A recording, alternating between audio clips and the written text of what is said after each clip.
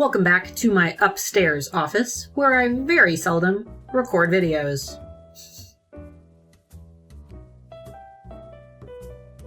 What's up, alphas? So one of the most common questions that I receive from you guys is Etsy the place for one-of-a-kind products? Now, obviously, Etsy is a handmade marketplace, and when you think handmade, you think one-of-a-kind, you think unique.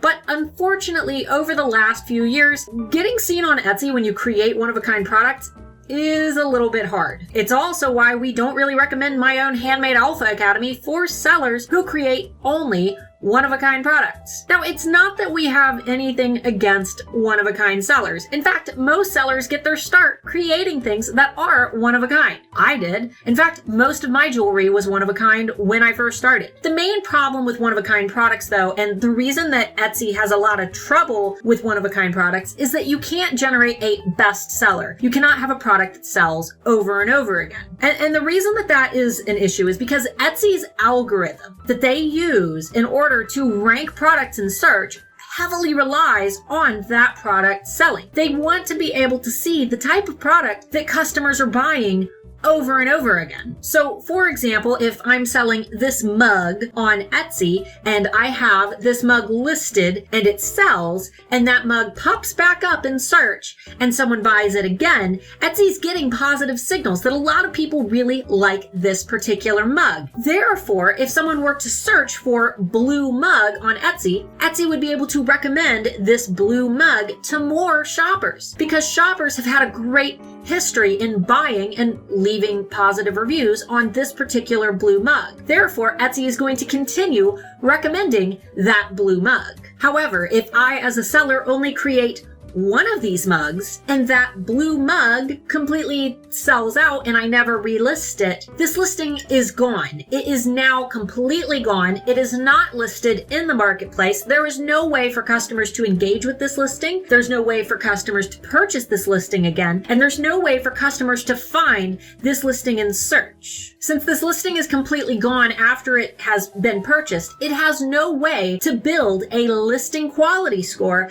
past the initial sale and the initial review. Now, your listing quality score is basically an invisible score that Etsy is going to give each of your listings based on the engagement that they receive in the marketplace. So if you were to list a product on Etsy and that listing were to get a lot of attention, a lot of people are clicking on it, favoriting it, purchasing it, and leaving good reviews, the listing quality score for that listing will go up. For one-of-a-kind products, this is impossible though, because once it sells, it's gone. There's no way that it can continue to build that listing quality score. Now, if you were to restock that item, say that it has sold out and it's in your sold out listings, and then you were to run and make more of them and restock it in a timely manner, you can still benefit from that original listing quality score. So if you can restock that item, that's fine as well, as long as you're using the same listing and not duplicating or copying that listing, because once it's copied, that is then a completely new listing, and the listing quality score does not transfer over. But if you were to restock that item, it would maintain that listing quality score, right? So that's why one-of-a-kind products tend to have a harder time. But there is another score that Etsy gives you that can kind of help you if you're strictly one-of-a-kind and there is no possible way that you can make more than one of your products. Now, listings each get a listing quality score, right? But you as a seller, your shop as a whole, receives what is called a customer and marketplace experience score. And this is the sum total of your listing quality scores, your customer experience, the positive reviews that you receive, and if you don't have any cases against you. So basically you lose points on your customer and marketplace experience score if you get in trouble with Etsy. So assuming that you don't get in trouble and you have your shop completely filled out, including your policies, your about section, and you have decent engagement taking place in your shop,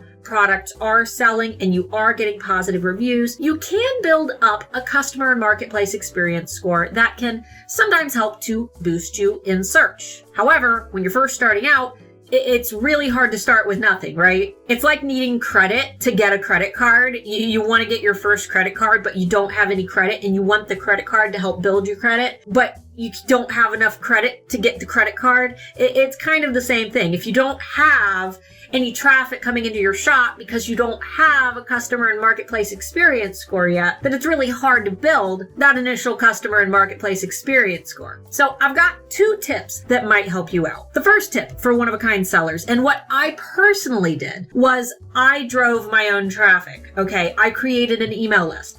I constantly posted my products on social media. If your products are so unique that they have to be one of a kind, then they are probably really cool products, right? So these are products that you could show off on platforms like Instagram, or especially on platforms like TikTok, which are seeing tremendous traffic for Etsy shops. In fact, Etsy even has a little beta test taking place right now that's accessible to some sellers via their dashboard, where they're running experiments to see how traffic actually is flowing from TikTok to Etsy. So if you're a one-of-a-kind seller, I highly recommend making sure that you really buckle down on your social media strategy. Make sure that you are getting on Instagram, and especially try to test out TikTok. And if you're not sure what to post on TikTok, just show off little clips of your products, do different angles, add some weird filters, have fun with it. That's the whole point of TikTok. It's just supposed to be fun. Not to mention, it doesn't take a lot of skill. You don't have to do any crazy editing or anything like that. You can just record it with your phone. So tip number 1, drive your own traffic. Get that traffic directly to your Etsy shop rather than relying solely on Etsy SEO. Drive that traffic direct to your shop link and help to trigger some of that engagement in your shop, like the clicks, like the favorites, like the purchases and the reviews. My second piece of advice, and the one that I most commonly give to Etsy sellers who want to join Handmade Alpha Academy, but they create one-of-a-kind products, is to create just a couple things that you can make over and over again. So for example, if you create one-of-a-kind pendants that absolutely cannot be replicated at all, there's no way that you can replicate them, maybe you could buy some beads in bulk and start creating bracelets to match your pendants, and the bracelets can be replicated. Now what this is going to do is it's going to give you the opportunity to get a few of your bracelet listings out in the search. So someone could find your bracelets out in search, click on your bracelet, check it out, and then go to your storefront to see what else you have. Now, I don't know about you, but if I find something really cool in Etsy search, I always go to the storefront. I want to see what else they have, especially if I expect to purchase something. I want to see if there's something that I like better, or if there's more that I want to buy. And often this leads me to buy more than one item from that Etsy seller. So think of those repeatable bracelet listings almost like your advertising. Those are the things that are out in search. They're easy to make. You can make them quickly. You can create more than one of them. You can repeat those products over and over and over again. Those are the products that are going to bring people into your storefront and help you build a couple listing quality scores. And then if someone wants to add one of your higher end, your more expensive, and your one-of-a-kind pieces into their cart to match their bracelet, that's going to help your overall customer and marketplace experience score. Now, just a little heart to heart here, guys. I made one-of-a-kind products for, I would say, the first year or so of my business. On top of custom orders, I was creating 1, sometimes 2 of everything that I made. And it was mainly because I wanted to be unique. I wanted to stand out. And a lot of it was I was just kind of bored with the idea of creating the same things over and over again.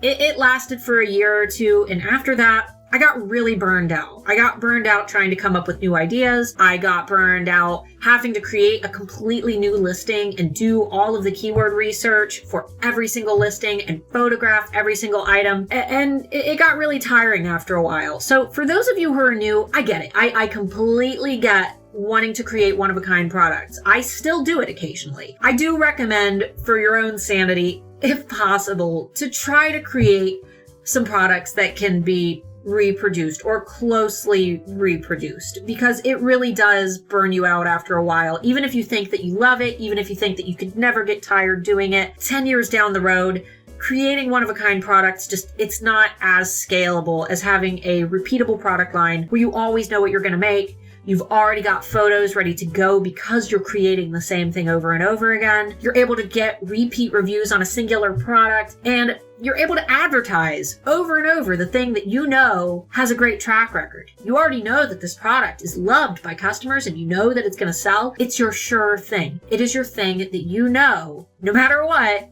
hell or high water, you've got this really great product that everybody loves and you're going to be able to sell it. And that's only going to further help those listing quality scores and help you to generate those best sellers that are going to appear in search for more shoppers. Like I said, I have nothing against one-of-a-kind sellers. I want to help you guys out. It is very hard to survive on one-of-a-kind products alone. And if you are in Handmade Alpha Academy, or if you're considering joining my own Handmade Alpha Academy, which will be opening again for summer enrollment on June 14th, there's a waiting list link down below if you want to read a little bit about it. I highly recommend taking that pivot and starting to introduce even just a few repeatable products to just help drive traffic into your shop.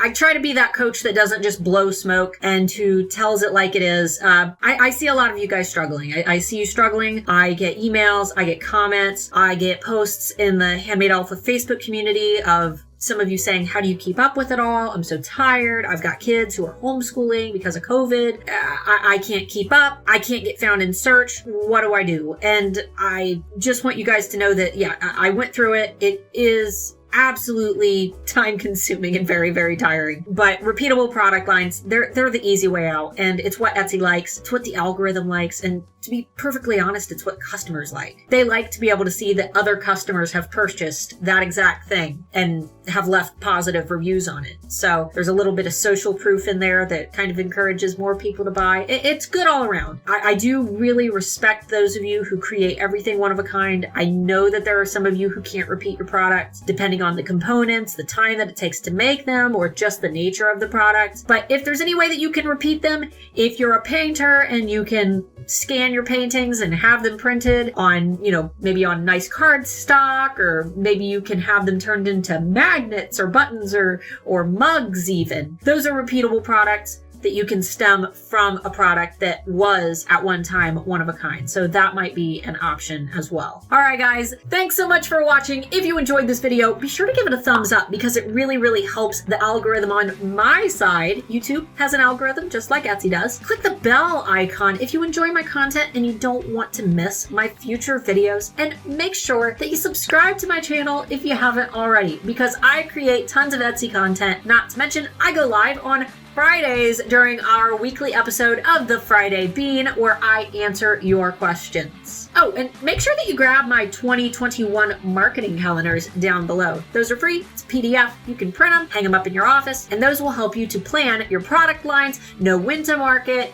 when to host sales, when to introduce new products, and holidays that you should have in mind. That way you can market to your fullest potential, especially during the busy holiday season. And I anticipate that 2021 holiday season is going to be crazy, especially since we all have cabin fever from being on quarantine for a year now. I think that 2021 is going to be a very promising holiday season, and I wish you all oodles and oodles of success, and I can't wait to see some of your product lines. All right, alphas, thanks for watching. Until next time, bye-bye!